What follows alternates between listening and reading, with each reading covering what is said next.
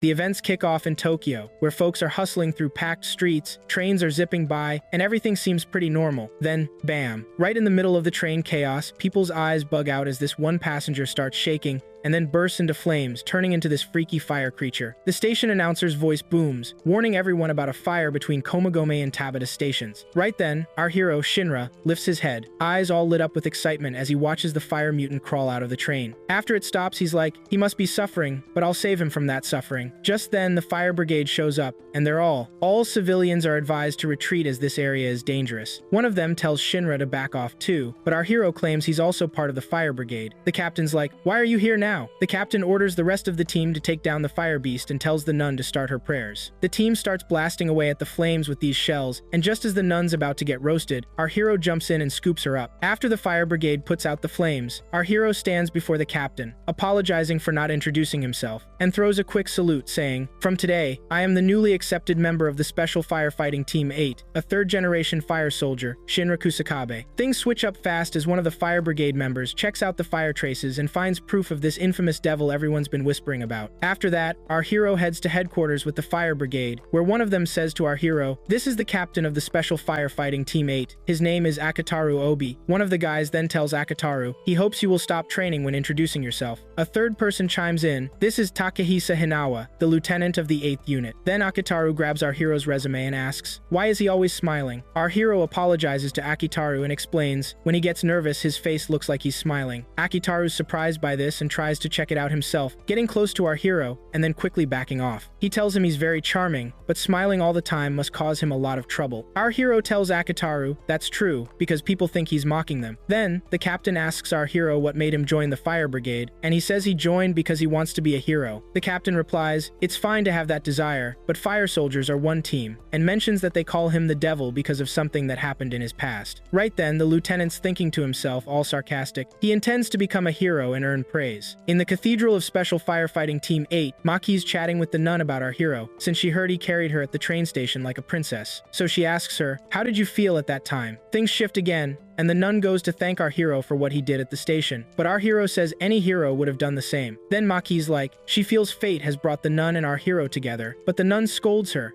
and Maki tells her that violence doesn't suit her. After that, the captain calls a meeting, saying, the phenomenon of human combustion terrifies everyone living on this earth, as people have suddenly started burning around the world, and the victims of human combustion are called the first generation. They are people who have lost their sense of self and gone out of control until their lives ended, and they are also called fire monsters. The mission of the Special Fire Brigade is to extinguish these monsters, save human lives, and solve the mystery of why humans are burning as quickly as possible. Right then, our hero's thinking this is his chance to become a hero.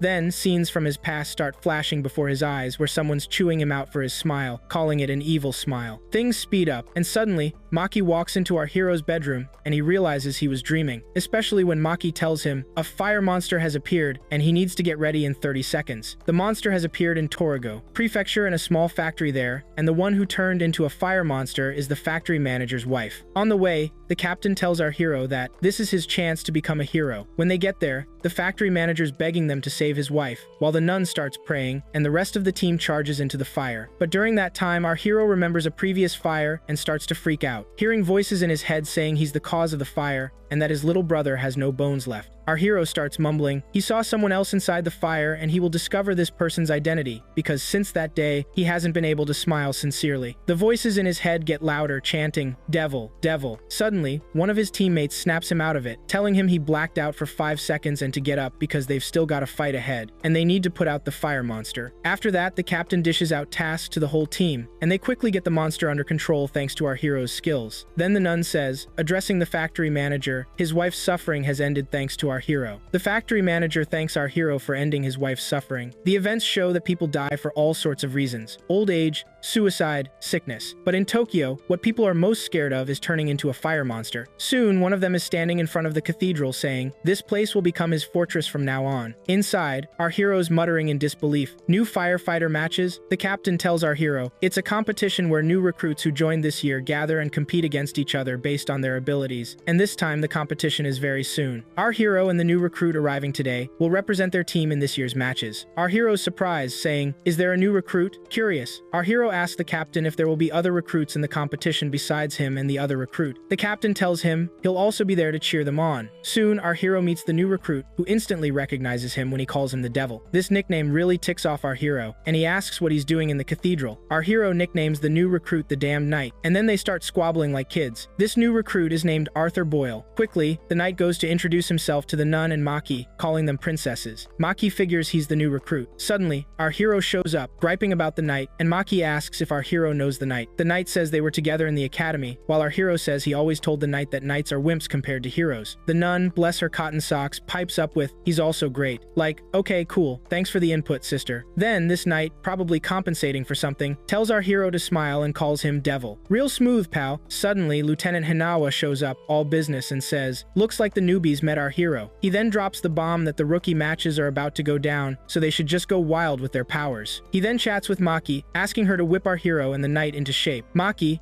ever the drill sergeant, tells them not to slack off. Meanwhile, the nun's whispering to the lieutenant, worried if Maki can handle it, since she's second generation, and the guys are third generation, like it's some kind of genetic lottery. The lieutenant, cool as a cucumber, assures her Maki's ex-military and knows her stuff. Cut to like 5 minutes later, and our hero's getting his butt handed to him by Maki. She knocks him off some crazy high ledge, but he uses his powers to land safely. He's all, whoa, thought I was a goner there. The nun clucks about Maki being a bit extra, but the lieutenant's not having it. Next up, it's the knight's turn. He swaggers up to Maki, all cocky, saying she won't get the best of him. He whips out his Excalibur sword, eye roll, and Maki's like, knights should bow to princesses. Boom. She takes him down hard. He's on the ground, whining about her being a savage and a monster, not a princess. Maki, understandably pissed, snaps, who you calling a monster? The knight, apparently deaf and stupid, yells back, asking if she can't understand plain English. The nun sighs, that's what you get with a third-generation fire controller. Makes things worse when he opens his mouth. Our hero, finally back on his feet, asks Maki why she's so angry, and, get this, calls her a monster too. Seriously? Maki loses it completely and unleashes her powers on both of them. They're totally helpless, and she's like, so, wanna keep training? Fast forward. Our hero and the knight are at some greasy spoon with their captain, who's ordering them to chew their food properly. He flags down the waiter for refills. After they're stuffed, our hero thanks the captain for the delicious food. Probably tasted like cardboard, but whatever. Then, they're at the cathedral doing target practice with pistols. The knight, Mr. Excalibur,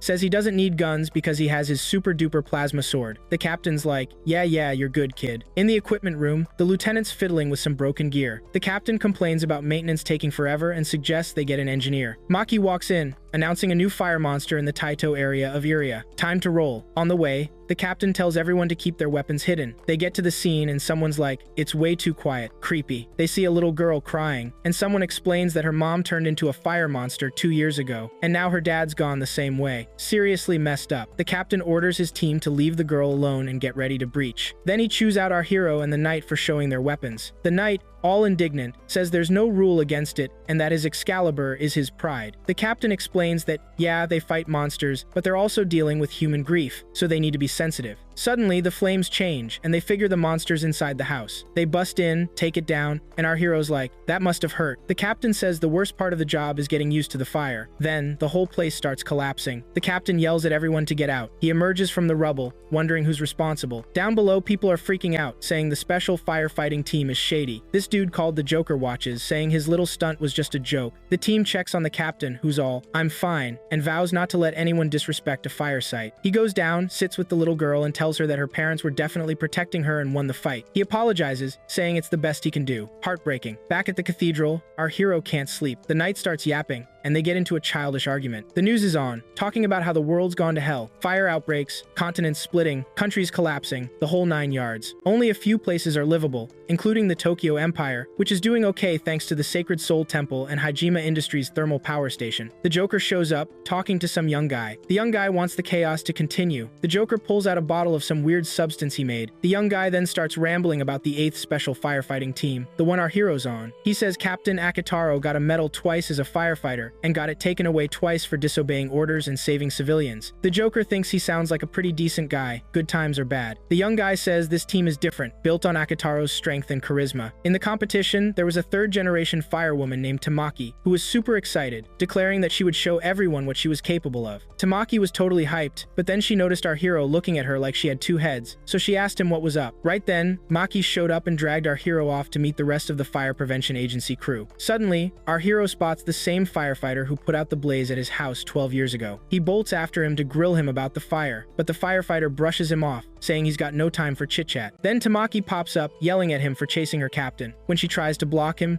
she's shocked when his hand accidentally grazes her, assets. She calls him a pervert. He's tripping over himself, apologizing, then takes off after the captain again, still desperate for answers about the fire. The captain tells him that they deal with like 1,000,000 fires a year, so how's he supposed to remember one from 12 years ago? He tells him to get his head in the game because the competition's about to start. Before long, the competition kicks off. One of the captains explains they gotta storm this castle-looking thing and rescue anyone who needs help. He asks who wants to play the monster, and some dude volunteers. Moments later, our hero's inside. Suddenly, the Joker appears out of nowhere and tells him he's cleared out all the other distractions, and now it's time for a little heart-to-heart. Our hero asks him what he wants. The Joker says there was this fire 12 years ago that he was involved in, and he knows our hero's been digging for info about it because it's the same day he became a demon and lost his mom and little brother. Our hero flips out, demanding to know how the Joker knows all this, who he is, and to leave his friends alone. The Joker mocks him for being so worried about his buddies, even blowing off the info he's been craving. Then the Joker starts pushing his buttons, saying he's gonna kill his friends and he needs to save them. When our hero tells him to leave them out of it, the Joker challenges him to a fight first, then he'll spill the beans. He pulls out some weird substance and starts scattering it around. After a few tense moments of our hero holding his own against the Joker's shenanigans, the Joker drops a bombshell. His little brother, Sho, is still alive. He didn't die in the fire. Our hero's not buying it. He says Sho burned to a crisp. There was nothing left. He was only a year old, and even if he was alive, where the heck has he been all this time? The Joker tells him someone's been keeping secrets. Our hero quickly asks why he's telling him this and what his angle is. The Joker says he can see our hero's getting curious about him now, but doesn't he have any doubts about the firefighting unit? He stares him down and says he knows he's searching for the truth, and that's why he hopes he'll ditch the whole hero gig and join him as a demon to find it. But our hero yells back that he wants to be a hero and doesn't give a damn what the Joker knows about the truth. He just attacked a firefighter, so he's going down. Our hero launches an attack, but the Joker points out that his flying kick leaves him wide open. Meanwhile, Tamaki's searching for someone to rescue, saying she senses danger nearby. Suddenly, the knight catches up to her, and they rush together towards where our hero is. The knight tells them some shady dude infiltrated the building and hurt 2 crew members, and he needs to go warn the others. But the knight thinks he's being tricked and decides to confront the Joker, figuring it's all part of the competition. Tamaki tags along. In seconds, the Joker causes total chaos, spreading his weird substance and setting the place ablaze. Our hero has to save his team by escaping through a hole in the ceiling that Tamaki blasts open. Outside, the building explodes. Right then, the same firefighter our hero's been trying to talk to approaches him and says he saw him taking care of Tamaki. Our hero says she could have gotten out on her own, and the captain thanks him too, saying that's how he became a hero. After that, our hero tells his captain that a suspicious guy infiltrated the building and was controlling the explosions with some strange powder, and those explosions were similar to today's fire, but this guy seemed to know something the firefighting unit was hiding. The captain says that's impossible, because the firefighting unit isn't just one group, it's 3. The Sacred Soul Temple, the Tokyo Forces, and the Fire Prevention Agency, plus Hijima Industries, which makes all the gear the firefighting unit uses. They're the only ones supplying the weapons. Each of these teams is supposed to save people from fire monsters, so maybe each team knows different stuff and keeps it on the down low, which could be for some shady reason. But as the 8th team, it's their job to investigate the other teams, from 1 to 7, so if anyone knows about the fire monsters, they should know and save people from them. In the Tokyo Imperial District, at the Pope's HQ,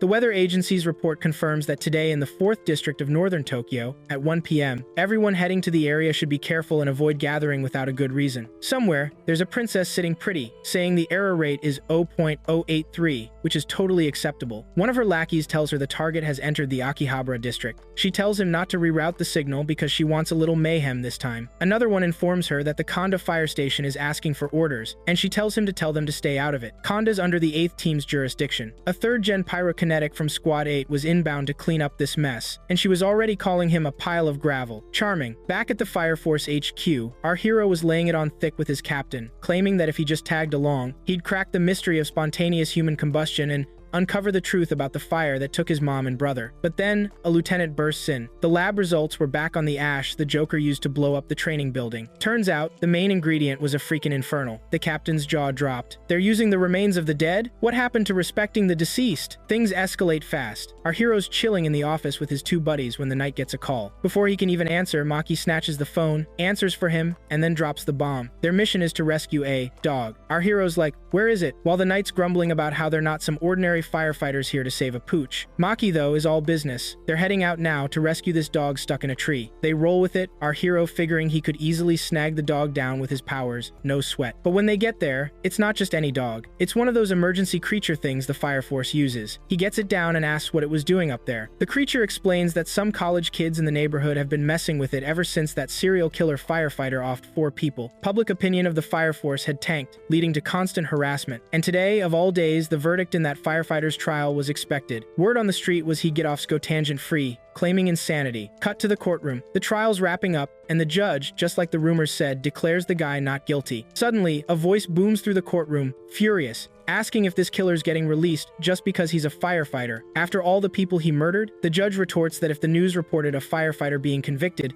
the whole state would be in a major bind. Right then, the firefighter starts gloating, soaking up the law's leniency, and promptly bursts into flames, transforming into a full-blown infernal. He starts screaming, daring everyone to extinguish him if they can, because he's about to kill them all. Everyone scatters, leaving only the judge. The infernal stalks towards him, demanding to know how he dared to punish him. The judge points out that he just ruled him not guilty, but the infernal just screams at him to shut up, declaring that kill be the judge now. Back at the Fire Force unit, Maki's scrambling to tell the captain about the infernal popping up. Meanwhile, the princess gets wind of the monster, and she's practically drooling, saying it has self-awareness. She tells her team this infernal is interesting, and she wants it, no matter what. Things are moving a mile a minute. The infernal's ranting to the Fire Force team, figuring they'll forgive him, but the lieutenant cuts him off, saying he'll never forgive a scumbag like him. The infernal goes ballistic, vowing to go on a killing spree, just like they kill infernals. When the monster vanishes, the captain orders our hero after him. He's the only one who can stop him. Our hero reminds him that the monster's self-aware, but the captain's like, yeah, so? He's not human anymore. The lieutenant chimes in, urging him to take the thing out. The infernal's bragging to the city that it's like his personal toy box, and he gets to pick who to play with first. That's when our hero shows up and kicks him. The infernal's furious, asking why he's getting in the way of his fun,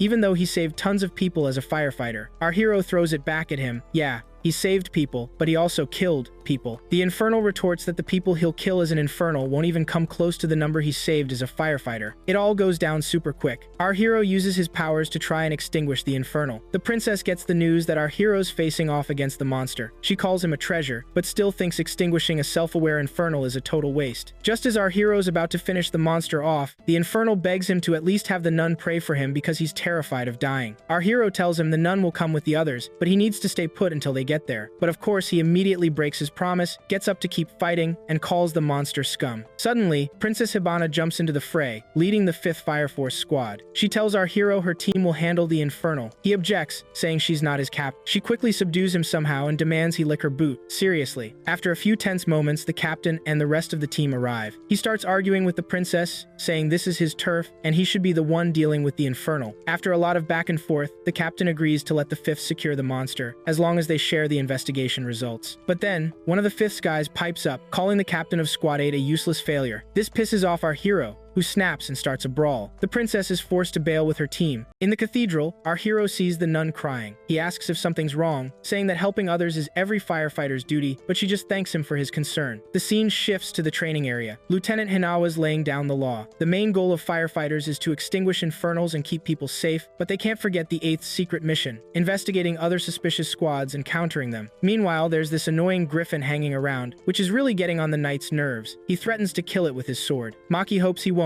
because the bird's adorable, and he'd get arrested for animal cruelty. Suddenly, the lieutenant tells them to shut it because they're supposed to be training. He then aims his gun at our hero, who begs him not to mess around. But he fires, and our hero starts screaming, clutching his leg, only to realize he wasn't hit. He thinks it was an airsoft gun. Maki explains that the lieutenant, like her, is 2nd gen. He can't create fire, but he can control it. He weakened the gunpowder's force, so the bullet wasn't lethal. So, our hero's jawing with the lieutenant about Princess Hibana, trying to figure out her deal. The lieutenant lays it out. She basically materialized out of nowhere during the Hijima Industries mess, clawing her way to the top. Turns out she got there by researching those freaky fire monsters and selling the intel. Our hero's like, so she's hip to the whole spontaneous human combustion thing? The lieutenant figures that's probably why she's got the cushy job. But, he adds, they're gonna get that info, even if they have to pry it loose. He figures our hero's skills and the knight's sword will come in handy. Our hero, though, is laser focused. He just wants to wreck the 5th. Meanwhile, at the 5th's headquarters, the princess is playing a twisted game of 20 questions with a fire monster, demanding it spill its guts. The poor thing's just begging for mercy. Later, while trying to catch some Z's, our hero's grilling the knight about the nun. Something feels off, about her, like maybe she and the 5th have some history. The knight's giving him nothing but attitude, turning it around and asking if something happened to the princess. Our hero snaps, telling him to knock it off with the princess crap. Suddenly, Maki bursts in,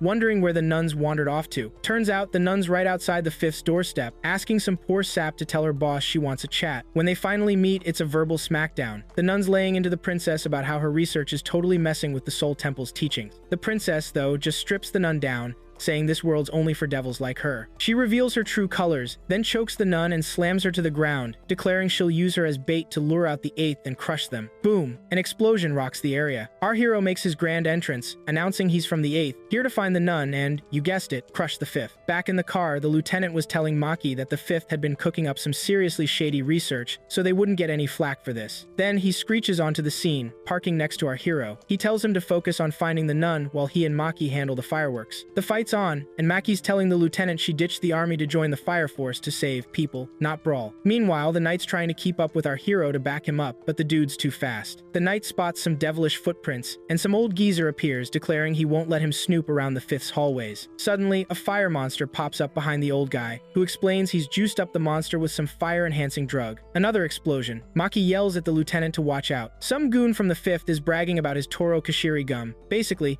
he blows flammable gas into bubble gum and sends it flying. When it hits oxygen, boom, explosions everywhere. The lieutenant asks Maki where it's coming from. She guesses the warehouse, but she's not sure. The lieutenant decides to use his skills to bounce the bullets back at the enemy, and bam, he nails the guy. He calls the 5th pathetic and tells Maki they'll squeeze the location of the documents out of them. Back to the knight, the old man's telling him to say his prayers because the 8th's clearly understaffed and won't save him. The monster's gonna blast him to smithereens. It fires, and there'll be nothing left but a crispy corpse. The monster attacks, but the knight blocks it. The fight gets brutal, and the monster's taunting him, saying he's not even fighting at full power. Just when the knight's about to go down, he pulls it together and, thanks to his plasma sword, fries the monster. The 5th's grunts are freaking out, and the 5th's angel trio gears up to take on the lieutenant and Maki. While our hero's duking it out with the angel trio, the princess is menacing the nun. She saw the flames engulf the other nuns, right? Until they were gone. As for her, lucky break, her 3rd generation powers kicked in, and she became someone who burns those beneath her. So, she'll make sure to burn everyone to ashes to climb higher. That's her real happiness. The nun tries to reason with her, saying that's not the path to happiness, but the princess calls it garbage and says she deserves to burn like the rest. Just as she's about to torch her, our hero bursts in, warning her to leave the nun alone. She sneers, "I'll burn you first, since you're here." The nun yells at him to run, saying he can't beat the princess no matter what. The princess mocks him, reminding him he couldn't even lay a finger on her last time. Next thing he knows, he's flat on his back, dizzy as hell. She explains it's thermal fainting. She's cranked up the heat around him, making his blood vessels expand and his blood pressure plummet. She laughs at him, calling himself a hero while he's helpless against a little heat. But he's fighting it, telling himself it's all in his head. She says the hero title is his biggest delusion. Suddenly, he's back on his feet, strong as ever. She's furious, screaming he should be down for the count. He tells her tricks are nothing compared to Lieutenant Hinawa's training. When the princess tries another move, our hero mocks her, saying she's living in a fantasy, but he'll snap her out of it tonight. But then, he's down again, and she's back to mocking him. The nun tries to stop the princess, reminding her they used to pray together at the orphanage, taken in because they were orphans. The princess reminds her that the other nuns were super devout, but they still burned. Only the 2 of them made it. That's when she decided to ditch the nun life and go for power. The princess whips up a whirlwind of flowers to trap our hero, demanding he kneel because there are no heroes in their world. But our hero dodges it all. Then, bam, he punches her hard. The princess flashes back to her orphanage days with the nun, how she used to make flowers for the kids with her fire powers, how close they were, until the fire. That's when she decided to bail on the orphanage and use her power like a devil to become the strongest. Then she rolled up to Hijima Industries HQ, where she sweet-talked her way into a captain's rank after showing them a little sample of her work, and also got them to hook her up with a research lab. The princess woke up soon after our hero clocked her, and she was all like, "I had nothing in this world but my flames, and even they turned on me." Our hero told her he had her back and she could call on him anytime to bail her out, because heroes save people. That's their thing. After that, the nun sat with her and asked her to make those pretty flowers she used to whip up at the orphanage, so she made her an iris, and the nun gave her a hug. Cut to the first firefighting cathedral, where Lieutenant Lee, a 3rd-gen fire controller, Lieutenant Flame, a 2nd-gen, Lieutenant Hoshimiya, also a 3rd-gen, and Captain Barnes are shooting the breeze about the 8th and 5th divisions. Their captain says it looks like the 8th's captain is making moves. Meanwhile, somewhere else, there's a barbecue going down, and one of the bigwigs starts thanking everyone for showing up and for busting their butts in the joint night training of the 5th and 8th. Soon, the princess meets up with the captain, and he's all, "So, is the 5th on my side now?" She tells him she, personally is, but the 5th is just a front for the public. It's really tied to Hijima Industries, so it'd be tough for the 8th to go head-to-head with Hijima right now. Then she asks him about his earlier scheme against her, guessing he was planning to sniff out her research first, and then take down the 5th. He doesn't deny it. She asks if he used the nun to get dirt on the 5th, but he's like, nope, and tells her the nun is still his ace in the hole against her. She tells him he should be kissing her feet for working with him because he'd never figure out her research. He asks her why she's had a change of heart, and she tells him she went through something that made her lose faith in everything. She thought she could get power by going to the dark side, but when our hero kicked her butt, she snapped out of it and decided to fight evil instead. The captain tells her that Shinra is their hero, the pride of the 8th. The princess then says she finally gets it. The 8th's whole deal is to chase down other divisions and investigate them. He confirms it, adding that they want to crack the mystery of human combustion, and heard she had some research on that. She tells him there are people out there deliberately creating fire monsters, but that might not be the case for all combustions. Still, her research confirms someone is behind the phenomenon. The captain gets fired up, saying that person won't get away with it. She tells him she won't let him get away with it either because he torched her nun sisters. He tells her their goals are aligned now, and she agrees, but reminds him that her investigations are about to get way harder because the human-made fire monsters have been popping up in Shinjuku, which is the 1st Division's turf. The captain calls a meeting ASAP and tells his team they're going to investigate the 1st Firefighting Division. His plan? Transfer our hero and the knight to the 1st to gather intel. Because this is a top-secret op, they need to collect evidence about the fire monster creators to solve the whole human combustion mystery. Our hero swears he'll take that person down, and the princess decides to send some of her own people along so they don't arouse suspicion with the 1st. Our heroes stand in front of the 1st Division Cathedral, and our hero Shinra is like, whoa, this place is way bigger than I thought. Suddenly, members of the 5th show up. Our hero is annoyed by them, but Maki tells him to play along and not blow their cover. Inside, they're greeted by one of the lieutenants, who tells them Captain Barnes is waiting. When our hero hears the captain's name, he realizes it's the same firefighter he knew from that fire 12 years ago. When they meet the captain, he says he's stoked to have them there, and Maki starts to introduce herself while everyone greets him, but he cuts them off and tells them to pray instead of greeting. Then he introduces them to the 3 lieutenants who'll be looking after them. He tells them to take a look around and get settled, but our hero throws him a curveball, saying he wants a match to test his skills. The captain's cool with it and asks one of the lieutenants to handle it. Our hero tells him that if he wins, he's going to ask for a favor. The captain agrees. While the 8th's captain is sweating bullets about our heroes, they're busy duking it out at the new cathedral. One of the lieutenants wonders why our hero is so hyped, and Maki tells him it's because he's thrilled to join the 1st. The match starts quick, and our heroes are blown away by Lieutenant Flam's ability to deflect flames and turn them into a cool breeze. They quickly realize Lieutenant Flam is turning the flames into ice. After that, Captain Barnes faces off against our hero and the knight, starting with the knight. The captain tells him to go all out. The knight warns him he could lose an arm, but the captain's not backing down. The knight is shocked when the captain blocks his Excalibur sword. Even Maki couldn't handle that. How did the captain pull it off? Then it's our hero's turn against the captain, but he blocks his attack and asks him why he joined the firefighters. He tells him his mom and brother died in a fire, and he's going to uncover the truth behind those fires. The captain welcomes them, hoping they'll get something out of the training. Lieutenant Flam tells them he'll be keeping an eye on them. Back at the 8th, the captain is poring over a file, saying, the remains of the fire sample from Monster A showed different results compared to Monster B, and we found ash and DNA from another creature besides the victim in the core remains. The genetic data points to an insect species. The princess tells him those results are exactly what she found in her research. And get this, there's one thing all the samples she examined had in common. Some creature was invading the victims' bodies from the outside. Our hero wakes up, thinking it's been a while since he joined the 1st, and he only has a month to find evidence and solve the mystery of the fire monsters. He opens the window and finds Lieutenant Hinawa right there, asking how he and the knight are doing. He tells him they're fine and to please stop showing up like that every morning. Hinawa says he needs to check in with the captain regularly because he's worried. Suddenly, the princess shows up with the lieutenant, who's surprised the 1st firefighting unit isn't bothered by other unit leaders hanging around their HQ.